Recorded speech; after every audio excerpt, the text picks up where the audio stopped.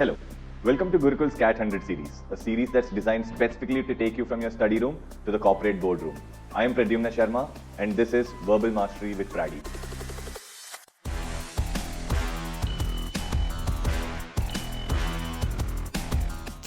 For today, I've gotten VA. In this video, we'll be solving 5 VA sets, Para Jumbles and Para Summaries. Now, if you want to take this up as a test, all you've got to do is go on to www.thegurukul.org.in and click on the login button. That would redirect you to a sign up page. If this is your first time, you'll have to sign up for the 100 days to CAT test series. Now, this is a completely free test series where we'd be getting 100 tests of quant, LRDI and verbal ability so that you can practice, be consistent with your CAT prep and clear CAT 2025 in your first attempt. Without any further ado, let's get into the questions. So, this is your question number 1. This is a Para Jumble. Pause the video here, answer this question, then we'll move forward. This is your question number 2. It's a Para Summary. Pause the video here, answer this question, then we'll move forward. This is your question number 3. It's a Para Jumble. Pause the video here, answer this question, then we'll move forward. This is your question number 4. It's a Para Summary. Pause the video here, answer this question, then we'll move forward. This is your question number 5. It's a Para Summary. Pause the video here, answer this question, then we'll get into the explanations of all the 5 questions. So what does the first Para Jumble talk about? Relying on narrative structure alone, indigenous significances of 19th century San folk tales are hard to determine. That means what? If I'm only looking at the story format, then it'll be hard for me to understand these 19th century San folk tales. Great. Using their supernatural potency, benign shamans transcend the levels of San cosmos in order to deal with the social conflict and try to protect the material resources and enjoy a measure of respect that sets them apart from ordinary people. Okay, so again, over here we were talking about, how San folk tales are hard to understand, and here we are talking about, benign shamans. That means harmless shamans. Okay, so it's clearly 2 very different subjects altogether, although it is all connected through the San cosmos, so I understand that part of it. But clearly these 2 are of different subjects, and amongst 1 and 2, I can clearly say that 1 is more broad. Okay, right. So let's look at 3. Selected tales reveal that they deal with form of spiritual conflict that has social implications. Again, over here I see that, there's social conflict, right? And over here, again, in this part, in the 3rd part, I see that there are, social implications of, spiritual conflicts that and concern conflict between people and living or dead, malevolent shamans. So here I see that there's some talk about shamans. Again, I see that there's some talk about shamans. So that's kind of an echo for us, right?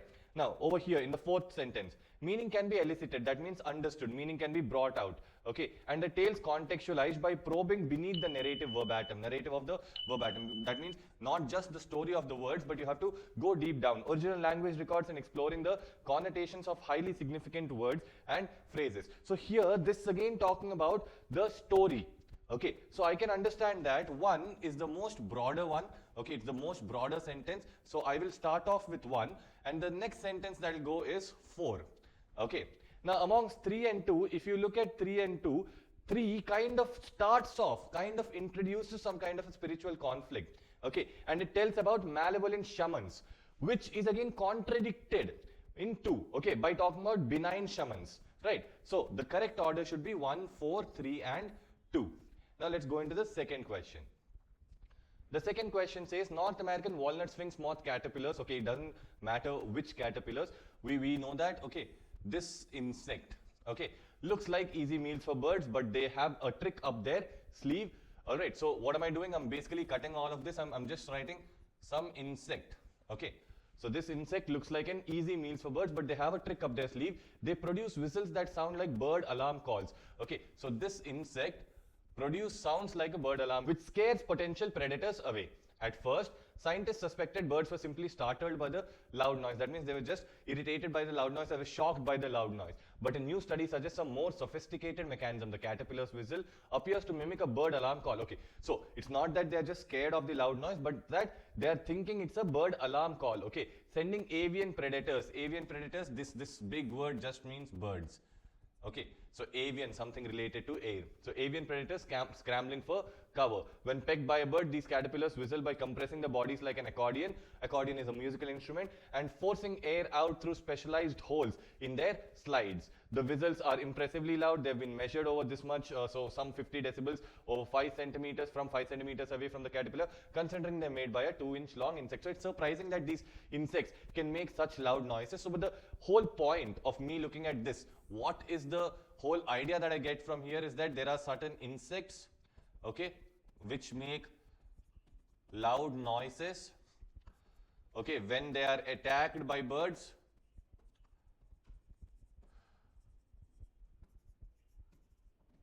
Okay, and these loud noises, they seem like bird alarm calls, right? So this is the main idea that I get from this entire paragraph. So North American walnut sphinx moth caterpillars will whistle periodically to ward off predator birds. Okay, now the first things first, I'm not even going to read the whole thing. First, the problem that I have with this is about periodically. Okay, they don't do it repeatedly, right? They only do when attacked, right? So they have specialized vocal tract, all that helps them make the whistle. All that is clear, but periodically, that point does not sit well with us. North American walnut sphinx moth caterpillars can whistle very loudly, great. The loudness of the whistles is shocking as they are very small insects. Fine, I understand all this, but he's not talking about, how they actually scare away the birds. So again, I can eliminate 1 and 2. North American walnut sphinx moth caterpillars, in case of acoustic deception, produce whistles that mimic bird alarm calls. Great. So they are having some kind of an acoustic deception. Acoustic deception is just, making a sound that sounds like something else. So they're making this squealing sound, they're making this screeching sound, which is like a bird alarm call, right? That's what he's talking about here. So that mimics a bird alarm call to defend themselves. So this kind of, okay, is a good answer for us because it covers all the potential aspects of what we're looking in a para summary. Let's look at 4 also. If this is better, then we'll go for 4. North American walnut sphinx moth caterpillars, in a case of deception and camouflage. Again, where did he even talk about camouflage? So far about acoustic deception, I can agree. But camouflage, that's not been spoken about. So clearly, 4 should not be my answer. The best possible answer for this would be 3. Now, let's go to the third question. Third question again is a para jumble. First sentence says, tensions and sometimes conflict remain an issue in and between 11 states in Southeast Asia.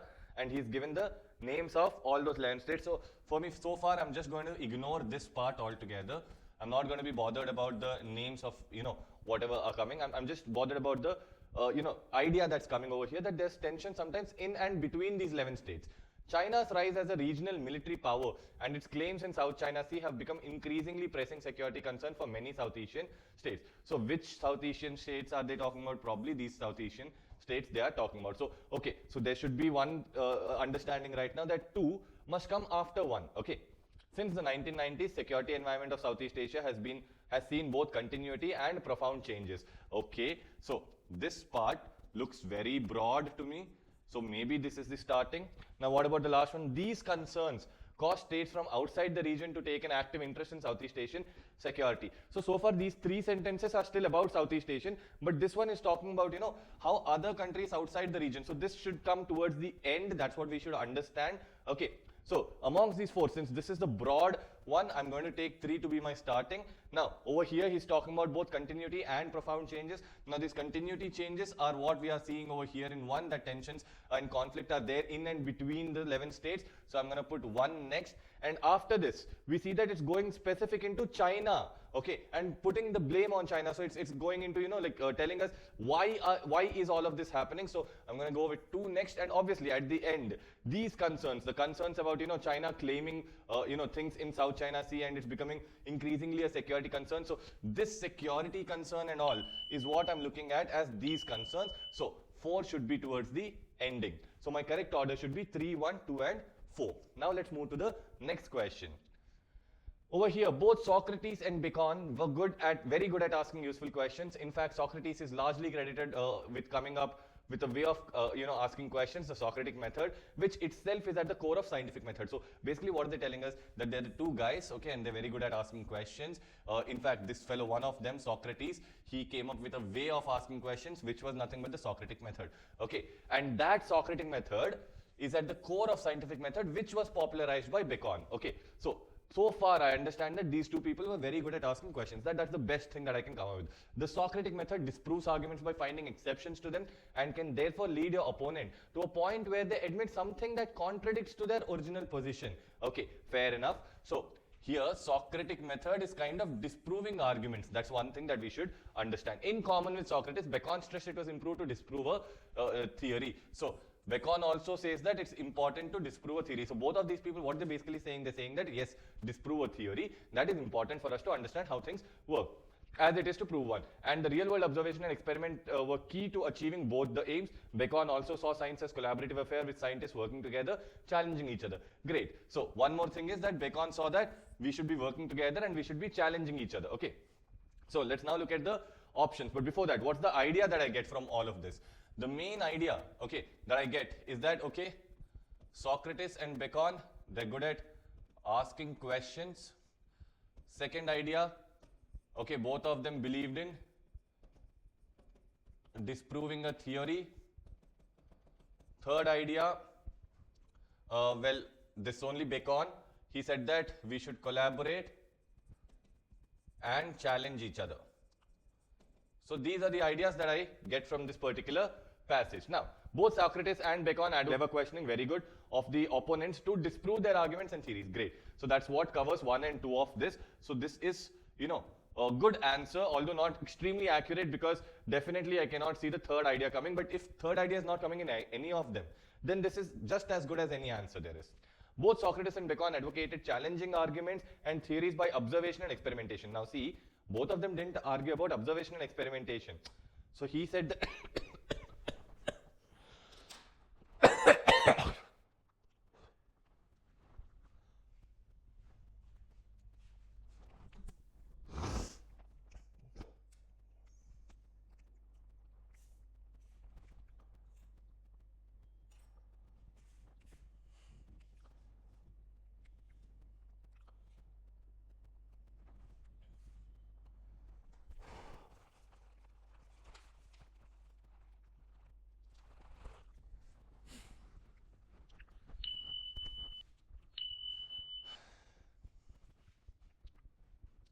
both Socrates and Bacon advocated challenging arguments and theories by observation and experimentation. Now good guys, look at this part.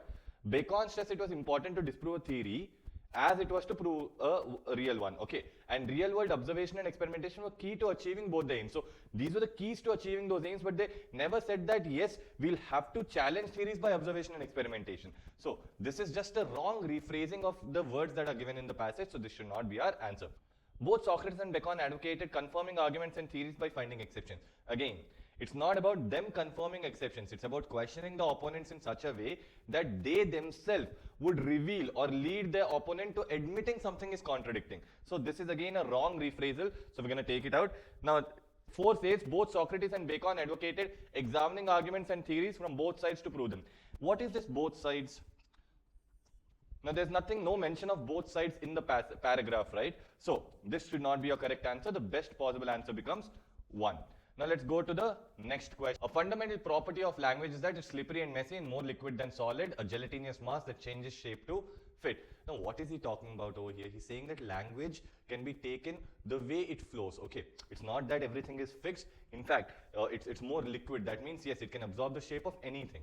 As Wittgenstein would remind us, usage has no sharp boundary. So this is what he's trying to say metaphorically over here. Okay, that the way you use things, that has no boundary. Oftentimes the only way to determine meaning of a word is to examine how it is used. The insight is often described as meaning in use doctrine. So how do we understand the meaning of something? By looking at how it is being used. Okay, the differences between the meaning in use doctrine and a dictionary first theory of meaning. The dictionary's careful fixing of words to definitions like butterflies pinned under glass can suggest that this is how language works. The definitions can seem to ensure and fix the meaning of words, just as the gold standard can back countries' currency. What Wittgenstein found in the circulation of ordinary language, however, was a free-floating currency of meaning. The value of each word arises out of the exchange. The lexicographer abstracts the meaning from the exchange, which is then set within the conventions of the dictionary definition. So basically, what do I even understand from all of this? The simple idea is that, okay, a word has no fixed meaning.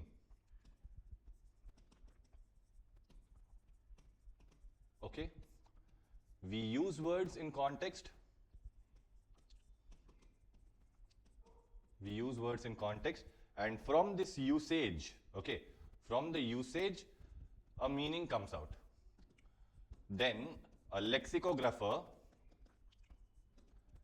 takes this meaning and puts it into the dictionary. That is how the whole flow goes.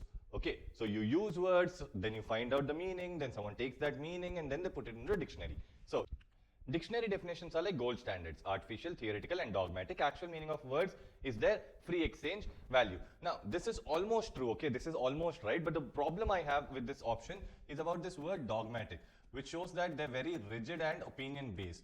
Okay, so it's not always like that, right? So I might consider this as a good option as long as I don't find something else better. B, language is already slippery. Given this, accounting for meaning in use will only exacerbate the problem. No, guys, this is exactly opposite of what's being told. Okay, yes, language is slippery, and that is why we are taking the contextual meanings, right? So that's not going to increase the problem. That's actually the solution to the problem. Now, meaning is dynamic. Great. Definitions are static. For perfect. That's what we get from the passage also.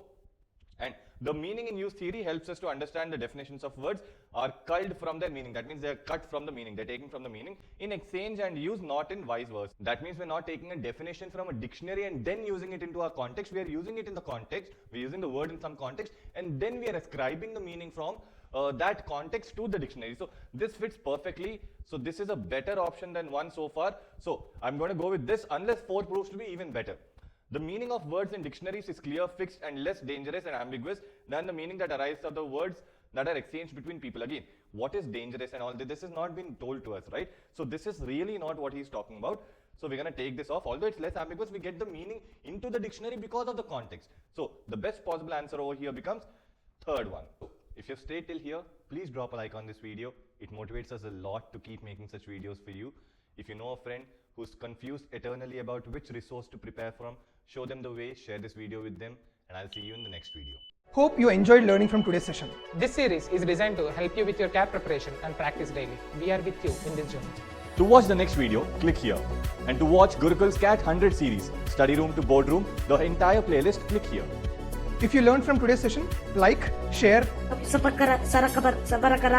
and subscribe.